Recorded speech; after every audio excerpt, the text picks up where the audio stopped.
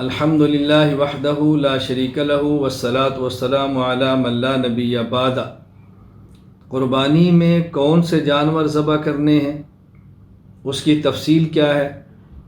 قرآن کریم سورۃ الحج آیت نمبر 34۔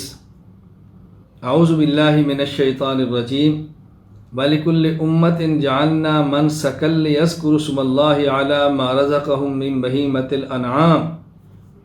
ہم نے ہر امت کے لیے قربانی مقرر کی تاکہ وہ چوپایوں کے مخصوص جانوروں پر اللہ کا نام لیں جو اللہ نے ان کو عطا فرمائے ہیں۔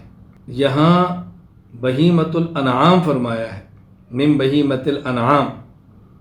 بہیمۃ الانعام کی تفصیل کیا ہے، چوپایوں سے مراد کیا ہے، خود اس کی تفسیر قرآن کریم سورۃ الانعام آیت نمبر 142، 143، 144 میں موجود ہے۔ اعوذ باللہ من الشیطان الرجیم ثمانیۃ ازواج من الضأن اثنین ومن المعز اثنین قل آذکرین حرم ام الانثیین اما اشتملت علیہ ارحام الانثیین نبئونی بعلم ان کنتم صادقین ومن الابل اثنین ومن البقر اثنین قل آذکرین حرم ام الانثیین اما اشتملت علیہ ارحام الانثیین۔ یہاں 8 جانور بیان فرمائے، بھیڑ اور دمبا 2، بکری اور بکرا 4، گائے اور بیل 6، اونٹ اور اونٹنی 8۔